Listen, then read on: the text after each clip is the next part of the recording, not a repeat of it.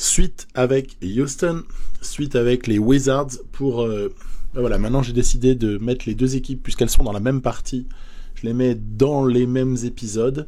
C'est la 3e vidéo qui parle de Rockets, c'est la 5e qui parle de Wizards. On a une situation qui est complètement inespérée, évidemment, au 15 avril 2022. Les Rockets caracolent en tête de l'Ouest, avec des bilans qui sont forcément tous excellents. Peut-être que celui à 3 points n'est pas phénoménal, mais honnêtement, avec les secondes chances qu'on a, il y a bien des choses qui sont rattrapées. Et puis après, à l'Est, du côté des Wizards, on est à 45 et 15. Deuxième derrière les Bulls, qui sont les Bulls qu'on connaît, plus KD Cunningham. Et ça va. Bradley Beal fait une pure saison. Il est pas dans les clous pour le titre de MVP. C'est que statistiquement, même si les points sont au rendez-vous, les passes et les rebonds sont quand même peut-être pas suffisantes, surtout par rapport aux mutants de la ligue. Quand on regarde après les bilans d'équipe, l'évaluation offensive, donc c'est les points marqués pour 100 possessions. En fait, les Rockets sont 2e de la ligue et les Wizards sont 5e. Donc ça veut dire que même offensivement, le truc fonctionne très très bien. Donc c'est... moi je suis surpris de tous ces trucs-là, mais bon, voilà. Et puis après, sinon, défensivement, ce sont les Rockets qui sont aussi légèrement devant les Wizards, qui sont 3e. Les Lakers 1er, le Heat 2e, les deux finalistes de l'année précédente. Et les Wizards sont 4e. Voilà, après on retrouve des équipes, Bulls par exemple, qui performent dans la partie. Après, toujours intéressant de regarder à ce stade-là, on est aux 3/4 de la saison, quels sont les favoris pour le titre de MVP. Christian Wood est dans la discussion, ce qui paraît complètement incroyable, Christian Wood.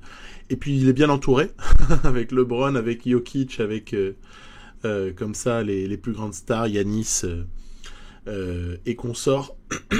Bon, je sais pas si quand même Christian Wood sera MVP. Il faudrait aller chercher un bilan de malade mental, et encore. Après, le mec prend du rebond.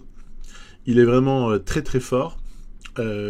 Ensuite, pour le titre de Rookie of the Year, on a Badji qui est dans la discussion aussi, mais qui est quand même, à mon sens, ça va être dur de battre Cunningham. Dinwiddie est dans la course au 6e homme, mais vous allez voir qu'on peut avoir un rebondissement de ce côté-là. Le meilleur défenseur, oh là là, bon là, il n'y a que des monstres athlétiques et des superstars de la ligue, à part Jonathan Isaac.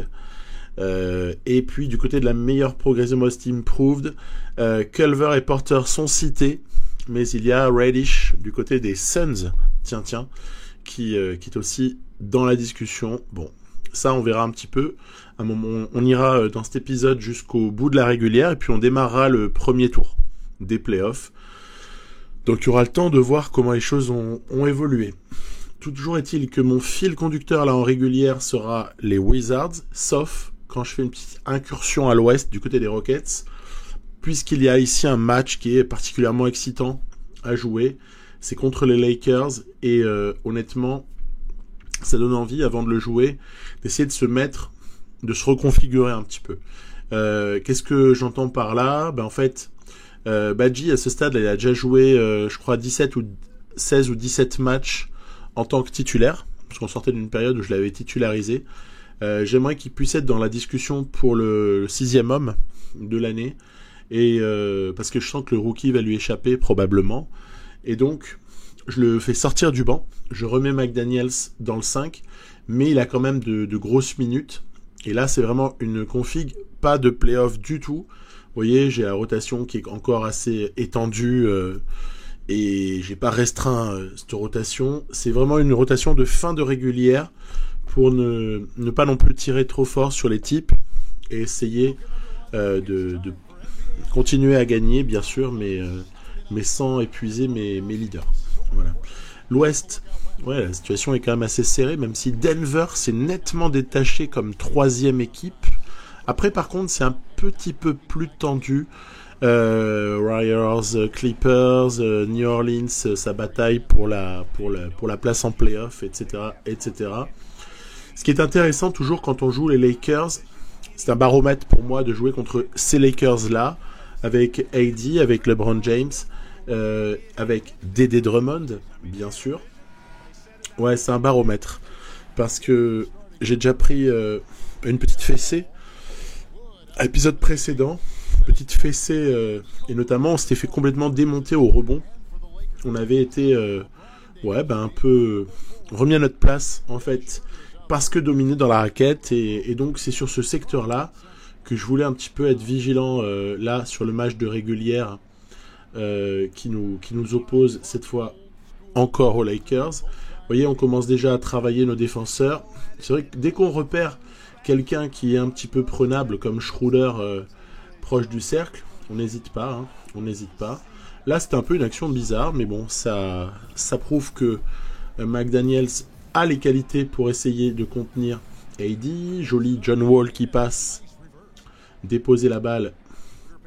Et puis là, voilà, il faut pas hésiter à venir en aide. Il faut venir en aide. Alors après, les mecs rentrent leur shoot ou pas, mais au moins, on vient doubler sur Anthony Davis. Hein. Je crois que c'est un peu obligatoire. Après, voilà, les petites contestations, les petites actions qui excitent bien. Voilà, là, attention, il y avait AD. Donc, on attend le renfort. Hop là, c'est Culver qui est servi par un Kevin Porter qui est vraiment génial. Il est vraiment super, vous allez voir. Enfin, c'est un drôle de bonhomme. À 82 d'overall seulement, il fait un job monstrueux. Il est passeur, il est slasher, il a du shoot externe. C'est vraiment jouissif de voir le rendement de ce type-là. Badji fait un job en défense qui est exceptionnel. Hein. Il est incroyable. C'est une véritable tour de défense. Wood à côté, franchement, il est pas en reste. Hein. Il est loin d'être ridicule. On a des petites actions comme ça où on arrive à jouer à l'intérieur. Ça se passe pas mal. C'est un bon début de match. Et c'est intéressant ça dans l'optique des playoffs parce que on a bien compris que cette fois-ci hein, qu'on y ira. Alors, faut pas laisser, je le disais au début, pas laisser trop de rebonds offensifs parce que ça se paye cash et c'est d'ailleurs bien légitime. Le pick and pop par exemple, voilà, c'est notre fonds de commerce avec Wood, mais également avec Jaden McDaniels. Bon, Badji c'est pas pareil, hein, c'est plus les alley-oop hein, lui. Hein. Schroeder qui nous fait du Schroeder. Il joue bien, hein, on ne dit pas Schroeder, c'est les Américains qui disent Schroeder. C'est en allemand, hein, tu dis Schröder. Donc il faut que j'arrête de prononcer comme ce que j'entends. Voilà, hop là, le petit pivot qui est retrouvé sur la passe une fois que le switch a eu lieu. Donc voilà, il y a vraiment beaucoup à faire avec cette équipe qui est vraiment super excitante. Voilà, McDaniels dans le corner. Un des plus adroits de l'équipe, hein, à 3 points, McDaniels, faut pas l'oublier. C'est-à-dire qu'à des moments, faut pas hésiter à jouer pour lui quand on est un peu embêté, quand il y a des prises à deux, quand il y a une défense qui s'organise mal, qui vient doubler, que sais-je. Alors LeBron quand même, vous allez me dire, oh, quand même, il est où LeBron là? Je l'ai pas beaucoup montré. Est-ce qu'il fait vraiment un bon match? En tout cas, ce qui est sûr, c'est que Kenyon Martin Jr. Fait du bon travail. Voilà. Il fait du très bon travail sur conclusion de contre-attaque hein, pour ce qui est de Martin. Hein. Et là, on s'amuse avec Waba, qui lui aussi fait briller son pivot sénégalais. Donc voilà, ça se passe pas mal. Après, il faut faire toujours attention. Vous voyez, ici, Culver s'est complètement fait avoir par LeBron James qui coupe au cercle. Il faut essayer de jouer les possessions. Ouais, ça c'est un truc que j'ai remarqué en jouant avec cette équipe. C'est que on arrive à trouver des paniers faciles, que ce soit sur le pick and roll, que ce soit si le grand s'écarte hein, sur une situation plutôt de pick and pop, que ce soit aussi en pénétration du porteur de balle.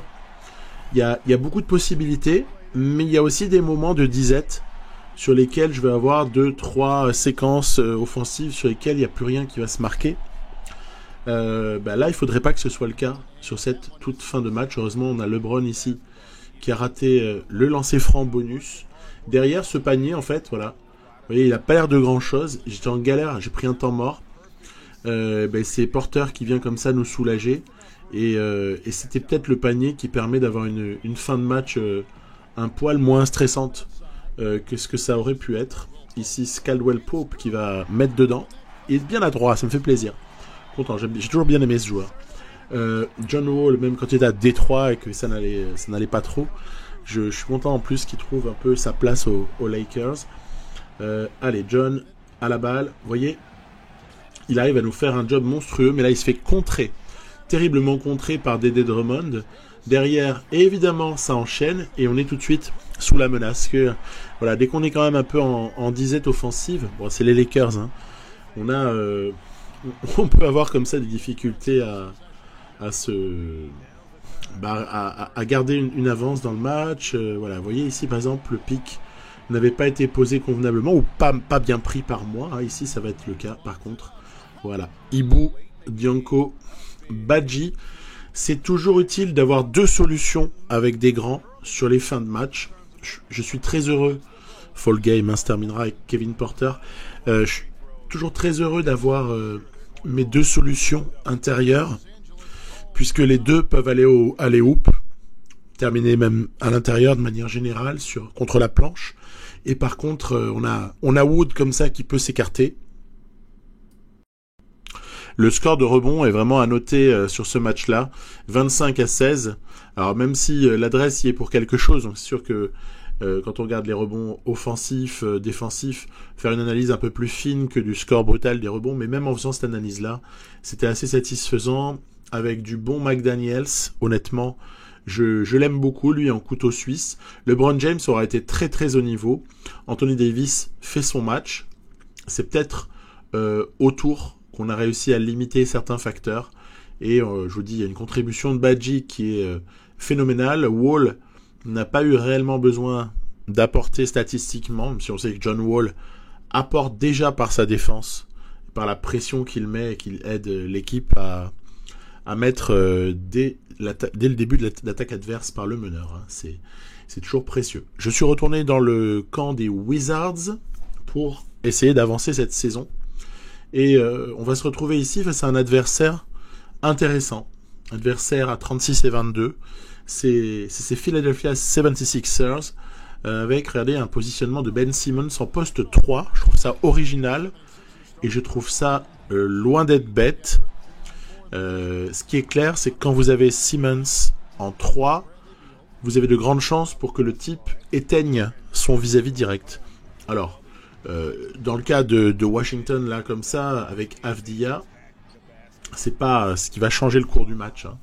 Mais par exemple, s'il y a des moments, Bill était en 3, si on avait comme ça un Simmons qui cause des problèmes à Bradley Beal, ça pourrait par contre là s'avérer vraiment déterminant. Simmons est une bête, hein, il est impressionnant défensivement. Et puis après, il y a aussi offensivement, regardez-moi ça, on prend le rebond, jeu rapide, ça c'est Ben Simmons de toute façon, hein, il y a pas... Voilà, on est dans un jeu, mais là par contre on a l'impression de voir Ben Simmons IRL. Hein. Donc il faut s'accrocher, parce qu'on a pris un éclat déjà dès le début de match, et on se fait un petit peu ridiculiser, hein, pour être franc. Jojo Embiid en plus, en insolence, qui a un défenseur dans le slip et qui permet toujours aux Sixers d'avoir plus 10. Donc Jojo Embiid, c'est Jojo Embiid. Moi j'adore. Et de manière générale, déjà, il y a un truc, ouais, très belle celle-là, très très bien jouée. Voilà une des seules équipes qui, avec ses qualités athlétiques, avec la vitesse aussi de jeu utilisée, allez, encore une, magnifique, en fait, me fait ce que je fais avec d'autres équipes. C'est-à-dire qu'en fait, elle m'éteint offensivement. Hein. Je suis à court de solutions face à de telles qualités. Et en plus de ça, elle me broie sur les contre-attaques. Regardez-moi ça, et même sur attaque placée. C'était du grand Sixers. Celle-ci est intéressante, j'ai fait un ralenti, parce que, en fait, je trouvais qu'il y avait un beau spacing. Vous voyez, Tybalt qui part dans le corner, Harris aussi qui va aller à 45 degrés. On a c'est Maxi qui va comme ça dans l'autre corner. Je peux pas venir en aide. Si, il faudrait venir avec Avdija, vous voyez, à ce moment-là. Et le problème, c'est que j'ai pas eu le temps de le prendre. Il fallait venir avec Avdija, parce qu'à la limite, le seul qui représentait pas une menace, c'était Simmons, mais il aurait pu aussi couper au cercle, du coup. Du coup, on est un peu à court de solutions. Et ouais, j'aime vraiment bien cette équipe des Sixers, là. Pour une fois que dans une partie, ils sont à la hauteur de ce qu'ils doivent faire, on a pris une fessée, mais de chez Fessé. Mais je suis assez content, et à la limite, je trouverais ça intéressant de les retrouver un petit peu plus loin en play-off sur cette année 2022. On verra ça par contre, parce que c'est pas forcément évident. Des fois en simulation, une équipe comme celle-là, aussi brillante soit-elle, peut tomber contre une équipe un peu moins forte, ou qui représenterait surtout moins de danger pour moi en l'affrontant. Vous voyez, jolie ligne de stats pour les joueurs principaux, on va dire. Ils ont un petit Johnson rookie là qui est pas mal du tout. On verra en fin d'épisode, parce que je vous les montrerai à un moment donné contre le Miami Heat en playoff. Voilà, mini spoil. Mais c'est intéressant. C'est une équipe qui est vraiment intéressante. Ici, on s'est fait par exemple démonter par un triple-double de Doncic. Et la période n'est pas faste, hein. On a ici quand même 3 défaites d'affilée. Bon, aucune inquiétude sur le bilan général, hein, puisqu'on sait très bien qu'on se dirige vers un top 4 de l'Est. Mais par contre là, cette accumulation de défaites ne fait pas plaisir. On continue. On est déjà à 66 matchs joués, hein. La fin est proche. Il ne reste plus que 16. Puisque là, en My League, cette année, pour moi, sur PC, les saisons font 82 matchs. Mais voilà. Encore une défaite ici contre le Heat. Heureusement, les Raptors nous permettent de nous refaire. Ensuite, ce sont des Pacers en galère qu'on va simuler, évidemment. Pacers pour lesquels ça semble bien difficile de trouver une solution satisfaisante. Et après, il y a un choc. Un choc face aux Rockets. Et oui. Donc là, c'est le type de match qui se rate pas vraiment. On va faire un petit point bilan. Il y a un match de retard sur les Bulls à ce stade-là pour les Wizards qui sont déjà en playoff. Sixers aussi sont en playoff, on peut le dire, hein. Et puis du côté de l'Ouest, il y a eu un petit trou qui a été fait par les Rockets vis-à-vis des Lakers. Ça sentirait plutôt bon la première place. Ça sentirait même des petites effluves de records. Bon, faudrait pas encore en perdre beaucoup, hein, pour taper un record type Warriors. C'était quoi, 2016? Voilà. Donc, match intéressant à jouer. Je l'ai joué, histoire de confronter mes deux équipes. Alors, je savais pas avec qui jouer. J'ai appliqué mon truc habituel. C'est, tu joues avec l'équipe qui reçoit. Quand tu as deux équipes à toi. Et donc, j'ai joué ce match. Voilà. Alors, il est intéressant parce qu'il permet aussi de voir, en l'occurrence là, ça va permettre de voir ce que les Wizards peuvent proposer sans qu'il y ait un joueur humain pour les animer, pour les favoriser ou même pour les défavoriser, hein, selon la manière de jouer. Parce que moi, je considère pas que le fait de jouer un match, je favorise réellement une équipe. En tout cas, pas à 100%. Parce que je peux aussi la défavoriser, parce que je joue comme une pipe aussi, hein, ça arrive. Hein. Donc, en l'occurrence, début de match, on a vu Avdia se jeter. On a des shoots ouverts qui ne rentrent pas tous forcément. On est un peu en échec, on est un peu éteint, hein, pour être franc. Regardez encore, ça dévisse ici, c'est Culver. Derrière, tout le monde y passe en fait. Hein. Tout le monde va rater la sienne. Hein, et franchement, c'est moyen tout ça. Surtout que derrière, voilà, c'est contré, récupère le ballon. 8-0 pour les Wizards, 15-5 et même d'ailleurs 17-5 pour les Wizards ici aussi. Donc vraiment délicat. Ici c'est Hachimura qui quand même est gêné par Christian Wood. Attention à la contre-attaque, Martin pour John Wall. Ah, ça va. And the foul. Peut-être le début d'une rébellion dans ce début de match où honnêtement je savais plus ce qui m'arrivait. J'étais un peu perdu de me retrouver face aux Wizards. J'étais du coup un peu perdu un peu mes moyens face à ça. Allez, c'est parti. McDaniels qui nous permet de recoller, hein, pour ainsi dire. Voilà, même si ici il y aura une très jolie action de Bradley Beal. Il n'est pas gêné suffisamment par Porter. Et donc la mi-temps c'est -7. Plus 7 pour les Wizards. Derrière, hop là, petite action de McDaniels. Encore une fois, un peu couteau suisse, hein, il est très intéressant. En fait, il est excellent nulle part, c'est rigolo. Mais par contre, il est plutôt bon partout. Voilà. Donc c'est aussi intéressant d'avoir ce type de gars. Ici, Allez, on commence un peu à ramasser des rebonds. On commence, en cette fin de match, à mettre en danger sur certaines attaques. Voilà, on va se réorganiser. Il faut juste avoir la tête hors de l'eau. On a eu la tête sous l'eau pendant un peu tout le temps, en fait. Et il y avait tout le temps quelqu'un pour nous en remettre une sur la figure. Là, voilà, 1:17 de la fin. On est à égalité. Je crois que c'est la deuxième fois du match après 0-0. À ce point-là. Donc, voilà. Dans le Money Time, on va avoir ici une balle de prolongation que je vais évidemment négocier en pick and pop avec Christian Wood et nous permettre de recoller ici à 50 partout. Et c'était honnêtement pile ou face, hein, cette situation-là.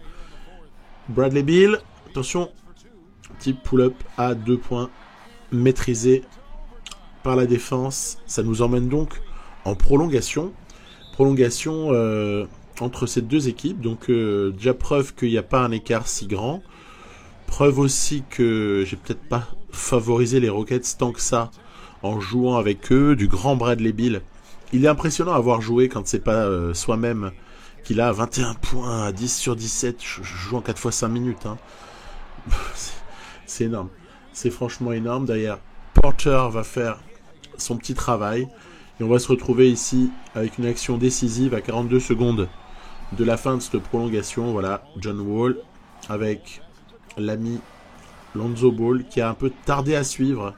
Derrière, c'est un shoot exceptionnel pour John Wall qui aura d'ailleurs fait un très gros match offensif qui nous fait passer ici à +5. Et derrière, certes, il y aura une petite rébellion.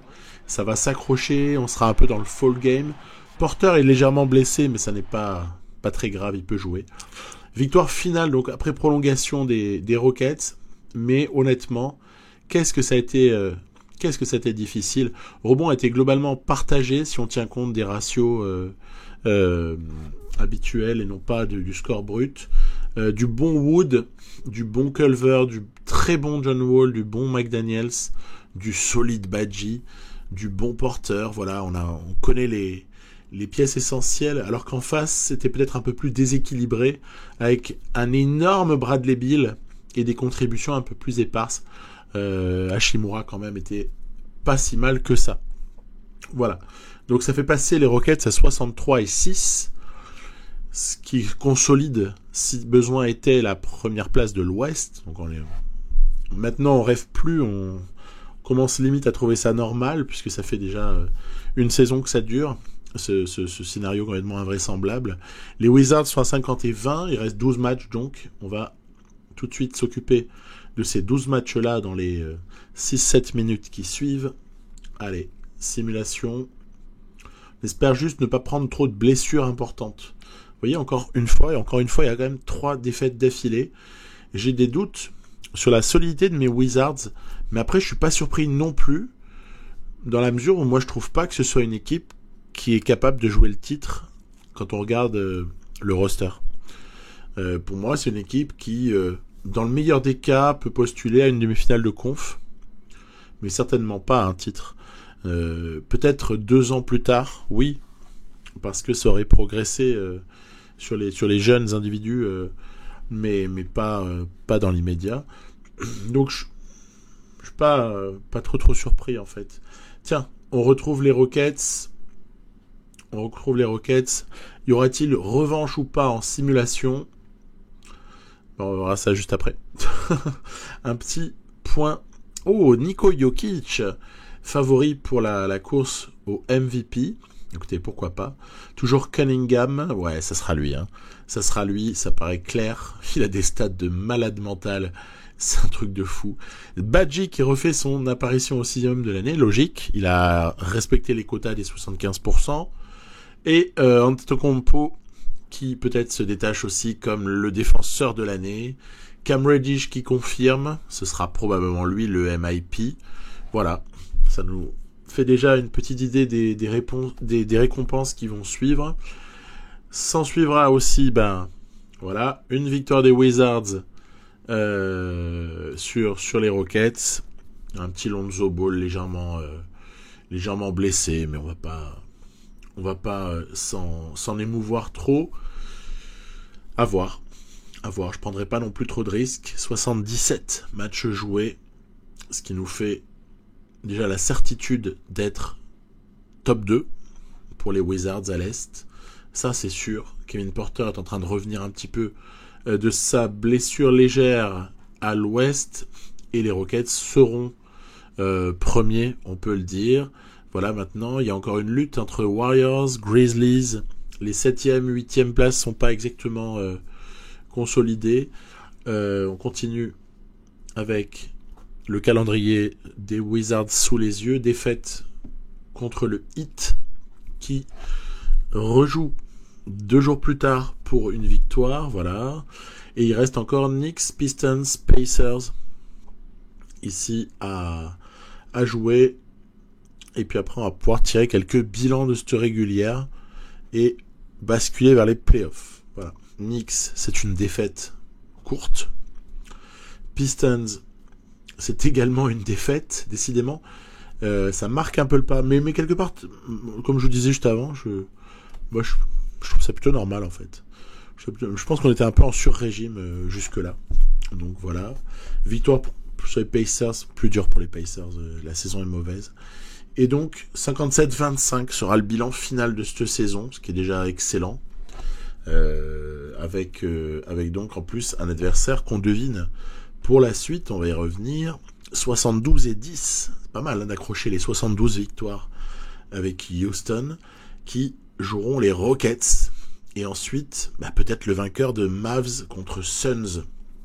Donc, je vais déjà m'occuper de basculer en mode playoff. On peut se permettre de remettre Badji dans le 5. McDaniels s'occupera des tas de minutes au poste 4. Et puis pour le reste, on va resserrer considérablement la rotation. Waba, évidemment, a beaucoup de minutes, parce que c'est un excellent défenseur. Martin en prend aussi. Mais j'ai pour le moment enlevé Jones et Dante Exum de la rotation, parce que là, je resserre vraiment. Donc on joue à 8. Hein. C'est du Thibodeau dans le texte, où de toute façon, il n'y a pas le monopole Thibodeau des rosters très très resserrés en play-off. Hein. On voit très bien comment les choses se passent dans bien des équipes. Niko Jokic, MVP, ma foi. Denver, top 3, de très belles stats individuelles. Il n'y a pas lieu de trouver ça anormal, je trouve ça très très bien. KD Cunningham, bon, on était préparé mentalement, puisque ça fait une saison qu'on voit maintenant qu'il déchire tout. Badji aura son 6e homme, au moins il n'aura pas fait Fanny. Ça finit à 14-10 quasiment, ce qui est pas si mal que ça. Antetokounmpo, meilleur défenseur, ouais, ça se tient, il n'y a pas de problème. Cam Reddish, là aussi, on sentait venir les choses. Au moins les Suns auront récupéré quelque chose en plus de leur place top 5. Et Stephen Silas, évidemment, quand même, quand tu fais 72 victoires, numéro 1 de l'année en NBA, tu mérites très largement de Coach of the Year. Après, sur les All-NBA teams, Doncic, Lillard, Antetokounmpo, KD, Niko Jokic, MVP, voilà, il n'y a rien de plus normal. Embiid, James, AD, Bill, un Wizard qui est quand même dans la 2e All-NBA team, et Ja Morant, oui. Ja Morant, on va le retrouver, oui, je confirme, il est irrespirable.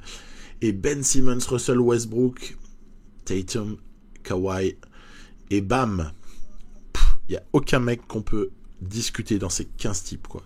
Tellement c'est fort. Les Sixers, ils ont 3 types dans la First All NBA Defensive Team. Attention, c'est l'épouvantail. C'est un épouvantail. Après, me dire, les Clippers en ont 2. Ouais, c'est sûr.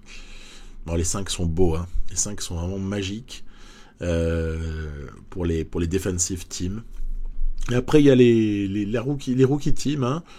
Donc, on citera, par exemple, des gens qu'on n'a pas cités comme Jalen Green, Jalen Johnson aux Knicks, Greg Brown, ouais, qui a fait une belle saison, c'est vrai, je l'ai vu. Et puis, les petits Kuminga et Mobley du côté d'OKC. Tiens, y aurait-il des points communs avec une autre partie? Ça, je vous en parlerai dans pas longtemps. Houston va donc jouer les Grizz au premier tour, les Lakers, par exemple, seront opposés aux Warriors. Ça paraît envisageable. De l'autre côté, ce sera donc Brooklyn pour les Wizards, avec une demi-finale si on passe, qui sera délicate face aux Heat ou face aux Sixers. Le premier match est gagné dans la série comme ça de Washington. Premier match est gagné malgré un bon match de Bill par les Nets de Irving, 48 points. Ouais. Et Kevin Durant. Et oui, pourquoi est-ce que je ne cite pas le barbu ? C'est parce qu'en fait, apparemment, il est blessé. Et on verra pas le barbu là. Hein. On le verra pas. C'est bien dommage. Hein. Franchement, j'aurais aimé les Nets au complet. Mais malheureusement, ce sera pas le cas. Ensuite, tiens, une petite surprise. Hein. D'entrée, les Rockets, bam, surpris. Surpris à domicile par les Grizzlies. Les séries évoluent au fur et à mesure. Tous les premiers matchs ont été joués. On se dirige vers le match 2 pour ce qui est des Wizards qui prennent ce match assez facilement. Par contre, il y a un bel écart. Un partout. Pendant ce temps-là, Sixers déjà 2-0 contre le Heat. On continue. Ça a égalisé dans quelques séries aussi. Et voilà, à chaque fois je bascule, je change de team et je fais du simcast. 111, 110, mon Dieu, que c'est serré. Que c'est serré cette histoire-là. La série est hyper serrée face aux Grizzlies. On dirait pas une série 1-8. Donc il y a un partout là aussi. On continue. Toujours voilà. Je vous épargne les images de simcast. Je donne juste la feuille parfois finale. Voilà, par exemple ici 132 à 96. Là pour le coup il y a un vrai écart pour le 2-1 des Wizards avec du gros Bill notamment. Voilà, Philadelphie continue sa petite promenade. On verra que ce sera aussi le cas des Lakers qui vont relativement maîtriser leur série face aux Warriors. Phoenix, tiens, a pris l'avantage dans une série relativement indécise face à Dallas. Match 3 pris par les Rockets, sinon, avec un écart encore une fois très très faible. Hein. Décidément, les écarts sont tous très faibles dans cette série qui est très indécise. Il va falloir peut-être bientôt jouer un match, on va voir. Moi, j'aime bien avancer un peu et jouer au moment où il y a quelque chose de vraiment palpitant qui se propose. On voit quand même au bas âge Milwaukee qui est en train de se faire quasiment sweeper par Chicago. C'est quand même un truc de fou. Tiens, égalisation avec un gros Dinwiddie en deuxième mi-temps. Égalisation malgré un énorme Bradley Beal pour les Nets dans la série 50 points d'Irving. Waouh. Voilà. 2-2 entre Washington et Brooklyn. Donc il n'y a rien de fait. C'est vraiment loin d'être décidé d'une quelconque manière. La série est serrée en même temps. Est-ce qu'on s'attendait à autre chose ? Ce serait complètement aberrant de leur mettre une fessée. Hein. Donc heureusement que c'est serré. Voilà, match... Eh ben oui, encore perdu. Oh là là, on perd Culver. Là ici, Rockets perdent Jarrett Culver et le match pour un retour à 2-2. Donc ce qui va évidemment être le plus impactant à la limite, c'est de perdre Culver. 1 à 2 semaines, torsion du genou gauche. Ça, c'est un peu embarrassant. Et alors là, du coup, je réfléchis. Pour moi, c'était évident. Tu touches pas ta rotation. Tu touches pas tes rotations, en un sens. À part 6 minutes de plus pour Martin. Et tu fais limite du poste pour poste avec Sterling Brown. Pourquoi ? Parce qu'en fait, Culver, je sais que je le remplacerai pas. Parce qu'il a des palettes de son jeu que je n'ai pas dans l'équipe, en fait, pour le remplacer. En revanche, Brown va m'apporter de l'adresse externe et va m'apporter de la défense. Voilà. Donc à partir de là, on fait ce choix-là. On va voir si ça suffit ou si on passe à la trappe. Hein. C'est aussi une possibilité. Les Nets, oh là là là là là, les Nets. Et avec blessure pour Ball, hein, en plus. Hein. 133-132, Nets passe devant 3-2 dans la série. Blessure de Lonzo Ball. C'est sa petite cerise sur le gâteau. C'est du suivi quotidien, ouais. Peut-être du suivi quotidien, mais n'empêche que le prochain match, il va pas pouvoir le jouer, quoi. Donc, très très tendu. Et ben dans ce cas-là, on va pas mollir. Je vais filer les minutes de remplaçant à Bonga, ça va lui rappeler ses jeunes années où il était arrivé en NBA en tant que meneur. Et bon, il est un peu grand, hein, mais voilà. Et puis R.J. Hampton, il va prendre 33 minutes. Hein. Puis on va bien voir ce qui se passe. On va tellement voir ce qui se passe qu'on va jouer le match 6 pour un petit peu sentir le truc. Donc Lonzo Ball, on espère le récupérer quand même assez rapidement. Ça sera le cas, je pense. Ça sera le cas. Peut-être pour un match 7, si on arrive à arracher le match 7, quoi. C'est pas forcément gagné. Ah, très important, prise du match 5, donc l'avantage pour les Rockets dans la série contre Memphis. Bah, je commençais à douter, hein, limite. Hein. Donc, ouais, ces Grizzlies sont vraiment forts. On aura l'occasion de le voir un petit peu après, là. Parce que ici, à ce stade, c'est évidemment un petit rendez-vous sympa. Entre Brooklyn et les Wizards, ça se passe à Brooklyn. Vous voyez, il n'y a pas le barbu, hein, hélas. Hein. Mais honnêtement, ils ont des arguments, les cocos. Et puis surtout, il y a deux joueurs qui sont offensivement 2 joueurs all-time dans cette équipe. Donc, grosse excitation.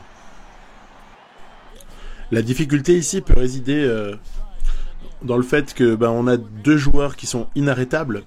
Donc, essayer de limiter tous les autres. En fait, et pas laisser briller. Je vais essayer de mettre Covington sur KD. Après, je mise sur mes meneurs pour essayer de faire semblant, on va dire, au moins, essayer de faire un petit boulot sur Kyrie Irving. Mais je sais aussi qu'il n'y a pas grand-chose à faire dans certaines situations. Par contre, il faut dominer toutes les autres match-up. Obligé.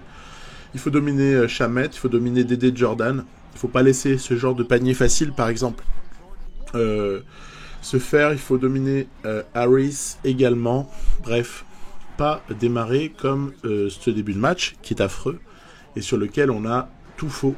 Voilà, donc par exemple, ici, oser prendre sa chance avec R.J. Hampton qui honnêtement, vaut bien plus que son 76, je sais pas quoi, là, en overall. Honnêtement, il vaut bien plus que ça. D'ailleurs, il suffirait de le mettre... Oui, Irving, dans ses œuvres, c'est magnifique, quoi. C'est somptueux. Il suffirait de le mettre arrière, Hampton, pour tout de suite prendre plus 2 minimum. Hein, donc, moi, je me borne à le laisser meneur, parce que je l'utilise en poste 1. Attention, les intérieurs, à Brooklyn, shoot de loin. Donc, Claxton, mais on verra tout à l'heure, je crois, du Dédé Jordan qui va shooter à 3 points. Attention, moment mythique à venir. Alors, Hampton, écran posé par Allen qui... se régale en fait. Hein. Le pick and roll est excessivement mal. C'est Bruce Brown aussi qui s'est fait un peu avoir là-dessus. Est extrêmement mal. Voilà, c'est là. Oh là là, Dédé Jordan à 3 points dans le corner. C'est pas mythique, franchement, ça. Le pick and roll, je disais, est assez mal défendu par les Nets.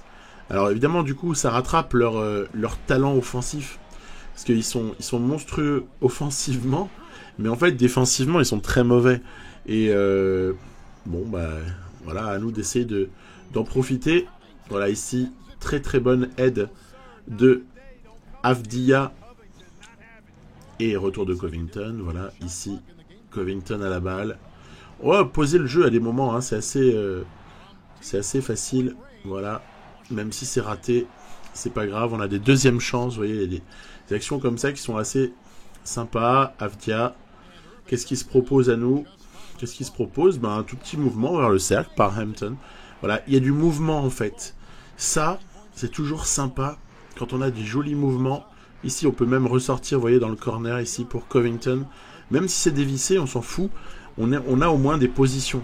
On a des shoots intéressants, très très jolis. Fin de shoot et KD qui a été bien trouvé par Kyrie Irving. Le duo fonctionne à merveille. Et honnêtement... c'est beau à voir, même quand on est adversaire.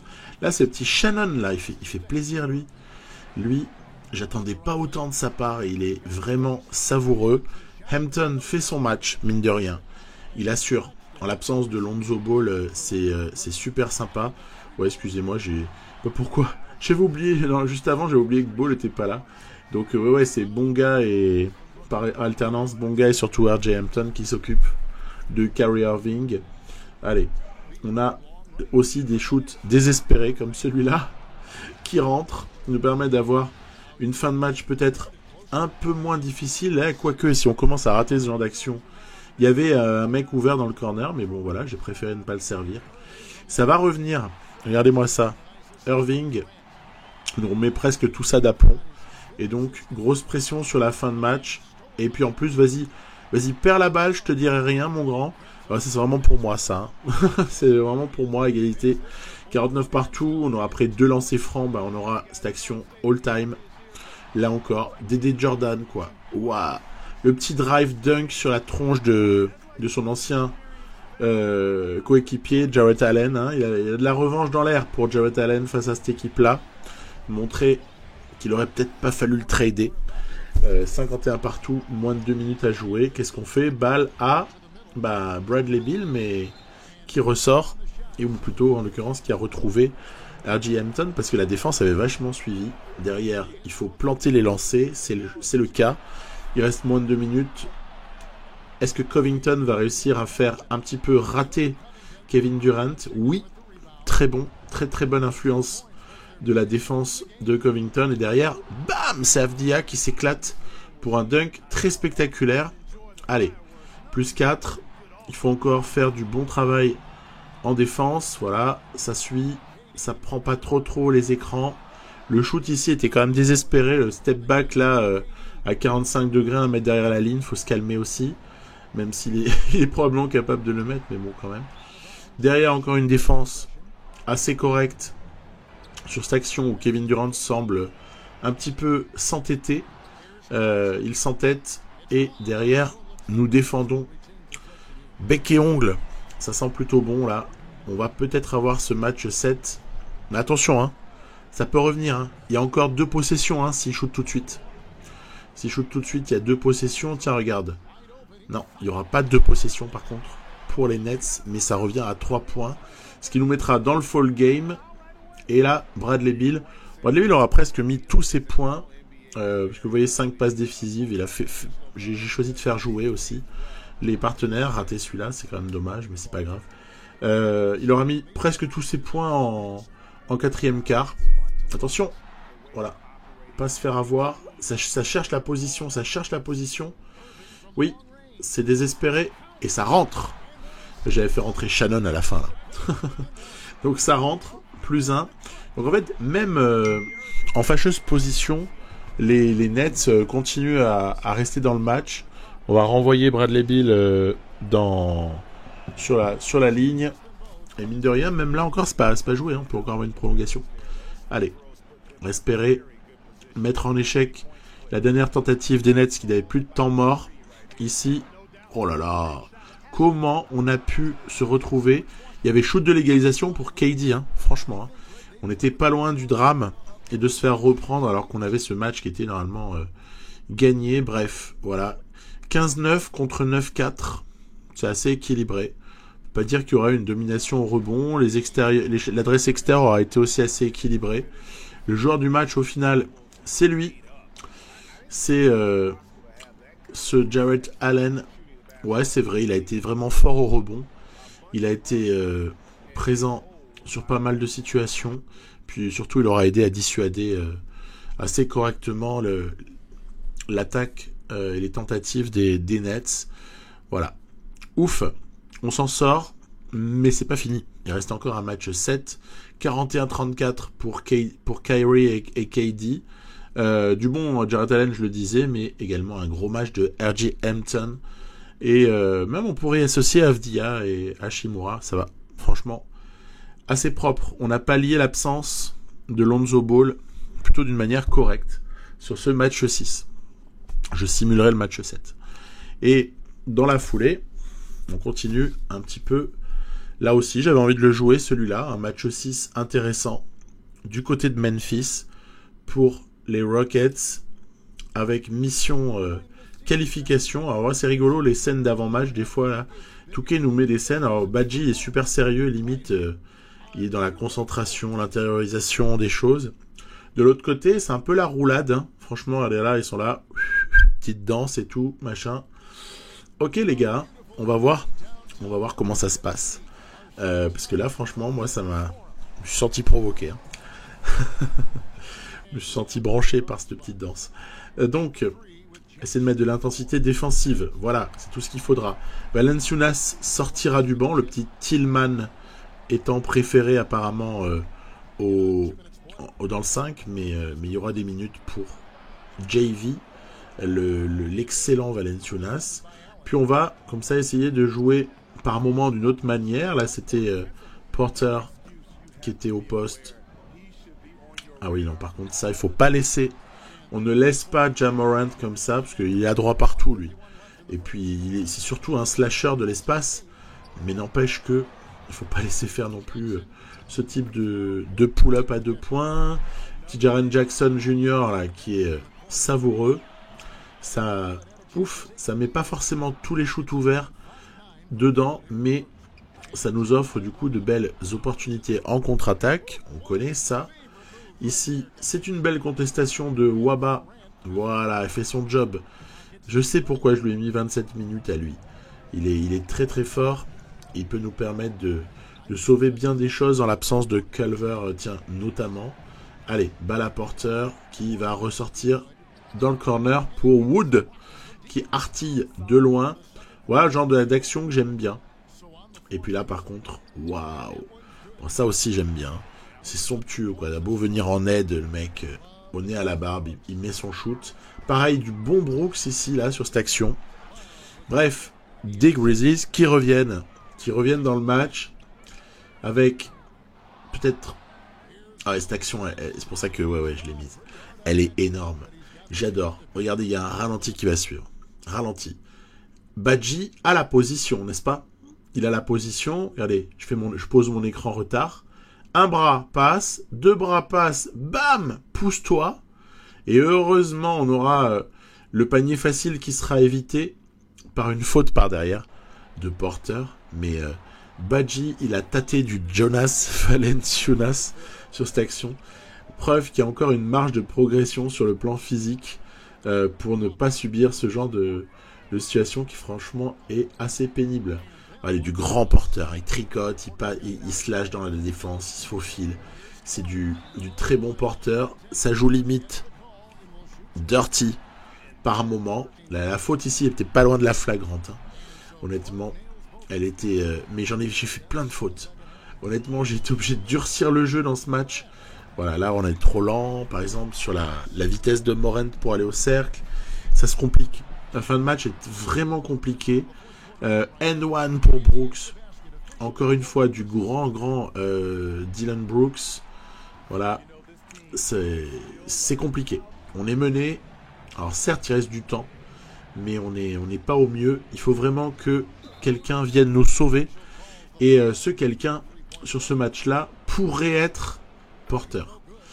Porter, il a beaucoup de choses à assumer. Attention. Ouf. C'est dévissé. Franchement, il le met dedans, c'est pareil, comme dirait l'autre. Derrière, hop, la petite contre-attaque. Heureusement qu'il y a eu comme ça cette minute favorable dans laquelle on en aura profité à la fois pour stopper défensivement et surtout profiter des contre-attaques. Ici, non, c'était un mauvais shoot ça par contre. Voilà. J'étais un peu obligé de le prendre. On est à plus 5, il reste moins de 2 minutes. Et, regardez, qui l'a mis. C'est Brooks, encore une fois, qui permet de recoller. Memphis a recollé. C'est très compliqué. Ouf, on n'est pas loin de l'interception ici. Et, bon, la défense est quand même bonne. Hein. On se bat et on est quand même assez hermétique. Mais on reste encore sous la menace. Encore avec 14 secondes, ou etc. Vous voyez. Hein. Et là, heureusement qu'il n'a pas donné la balle à Grayson Allen. Ja Morant a joué perso sur cette action. Il y avait Grayson Allen qui est seul dans le corner. Il lui file pas. Alors du coup, on risque de s'en sortir. Mais là encore, c'est comme tout à l'heure KD là, qui était ouvert, limite ouvert pour aller en prolongue sur le match d'avant des Wizards.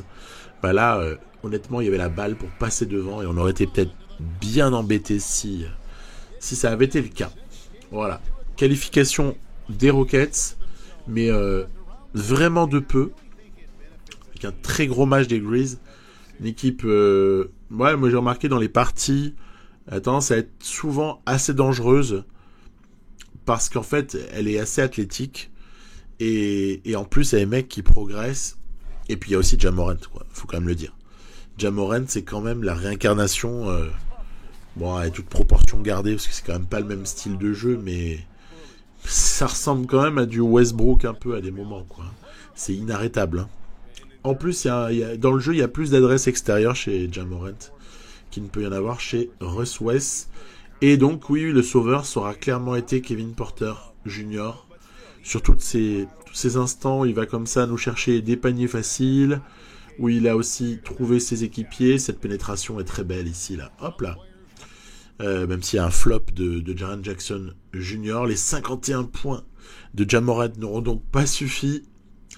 Porter, 46, 7 et 10. Marqué l'autre jour, Porter IRL il a mis 50 points hein, dans un match. Hein. Donc, peut-être que ce type-là est capable de bien plus de choses que ce que peut-être Cleveland ne l'imaginait quand ils l'ont lâché pour une bouchée de pain. De toute façon, le potentiel chez ce mec-là, on l'a senti depuis longtemps. Par contre, le problème, c'était parfois le comportement et une histoire de contexte. Il faut arriver à trouver un environnement qui lui soit favorable. Et donc, dans cette partie, il a trouvé sa maison. Elle est du côté de Houston. Voilà. Et je vous propose quelque chose qui n'est ni du Wizards, ni du Rockets pour terminer à une ou deux simulations de match près. Parce qu'on va terminer le premier tour, en fait. C'est le Miami Heat qui va disputer un match 7 du côté des Sixers, ces fameux Sixers là que je vous montrais un peu en début d'épisode, qui nous avaient mis une espèce de fessée aux Wizards. Voir un peu comment est-ce qu'on peut résister avec le Heat, champion, hein, je le rappelle. Le Heat est champion dans cette partie, puisque j'ai eu le bonheur de jouer une finale assez ébouriffante dans l'épisode 3 Wizards, me semble-t-il, contre les Lakers. Ils ont un renfort qui est de poids, c'est celui de Blake Griffin. Du bon Blake Griffin, vieillissant certes, mais honnêtement, qui va être bien présent. Il va être coquin, le Blake. Et puis sinon, du côté de Miami, voilà, ça, on connaît, hein. C'est grand classique. Effectif n'a pas été modifié. On peut pas dire non plus qu'il y ait des masses de progression qui soient faites. Une équipe qui, je dirais, est restée plus ou moins à son niveau de l'année précédente, à part le déclin de Ariza et Iguodala. Voilà. C'est la seule chose qu'on peut mentionner, parce que pour moi, la progression de Okpala ne rattrape pas les déclins de Iguodala et Ariza. Donc, globalement... Ah oui, si, il y a aussi le déclin de Dragic. Hein. Honnêtement, c'est peut-être un peu moins fort que l'année d'avant, hein, faut quand même l'avouer. Mais il reste tout de même Jimmy Butler, il reste Bam, ça y est, Adebayo. Et on se bat, on essaie de rester au contact. Franchement, quand à la mi-temps, je mets ce shoot-là avec Tyler Hero, qui nous permet de terminer à +2, j'ai l'impression d'être un gros voleur. Et regardez, même Jimmy Butler ne peut pas faire face à cette action somptueuse de Ben Simmons. Jojo, Jojo il fait tout ce qu'il veut. Il n'y a pas de problème. Hein. Surtout quand c'est Akiwa qui est en face de lui. Les minutes ici au poste 5 sont partagées entre Bam Adebayo principalement et Precious Akiwa. Après on essaie aussi de faire un peu quelques actions de pénétration comme ça avec Tyler Hero, parce qu'on n'a pas la réussite externe en fait. Ça se passe très très mal au niveau de la réussite dans ce match-là. Et regardez qui est-ce qui va nous faire mal dans des moments supposés faibles des Sixers. En fait, les moments faibles vont pas être si faibles que ça, parce que c'est Blake Griffin qui va nous mettre à l'amende dans ces moments-là. Et il y aura une espèce d'impossibilité. Regardez ici, là aussi c'est contesté par Simmons. Il y aura une espèce d'impossibilité d'arriver à quoi que ce soit. En fait, le match a vraiment basculé en milieu de troisième quart-temps. Première mi-temps, c'était limite une arnaque.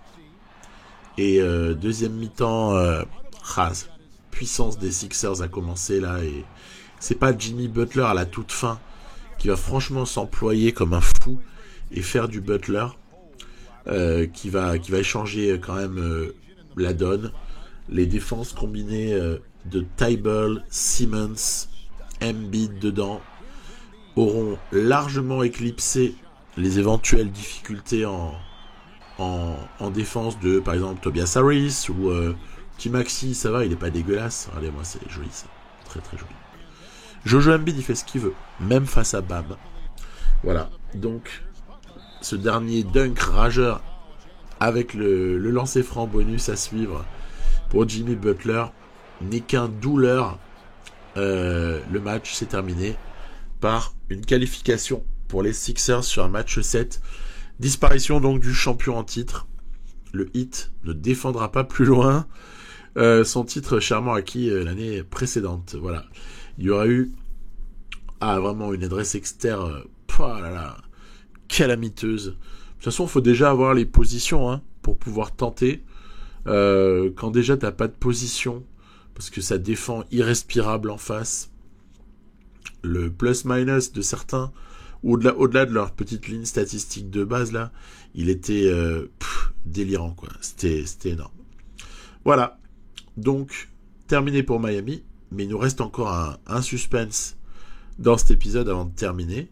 C'est qu'est-ce qui va se passer sur le match 7 entre les Wizards et les Nets. J'ai simulé. J'ai fait un simcast parce que je considère que j'ai pas le droit de jouer plus de 2 matchs par série. Les Suns ont disparu entre-temps, battus par les Mavs, et Lonzo Ball se remet avant le match 7. Alors là, franchement, c'est un coup de bol. Après, il était en suivi quotidien, mais du coup, je remets 30 minutes de Ball et je donne 18 minutes à Hampton parce qu'il m'a impressionné. Et donc voilà, on va voir un peu comment ça évolue. Limite, en fait, je commence un peu à avoir des doutes, mais bon, on en reparlera. On va voir la fin des playoffs d'abord. Ce sera une qualif. Qualif pour les Wizards, 130-122 sur ce match 7, avec une deuxième mi-temps comme d'habitude dominée par les Nets, mais quand même qualification pour Washington qui ira jouer ces fameux Sixers, qui sont une espèce d'épouvantail, mais les Bulls paraissent en être un joli d'épouvantail à l'Est aussi. Donc il y a 2 très très jolies équipes qui paraissent un petit peu au-dessus des autres à l'Est. Et puis après à l'Ouest, c'est le rêve. C'est le rêve. On se retrouve en demi-finale de conf avec cette équipe de mecs que personne n'estime du côté des Rockets. Et on va se retrouver en plus face à un challenge rigolo. C'est cette accumulation de talent offensif d'un côté, mais de mecs physiques aussi de l'autre, que constitue cet environnement de Doncic, 97 d'overall. Voilà, je vous présenterai tout ça dans un futur épisode, puisqu'on est quasiment à 1 heure déjà de vidéo. C'est peut-être déjà un petit peu trop long. Et j'espère avoir le temps de m'occuper de l'intersaison et de vous proposer des choses un petit peu rigolotes, justement à l'occasion du prochain épisode. À très bientôt, bye bye.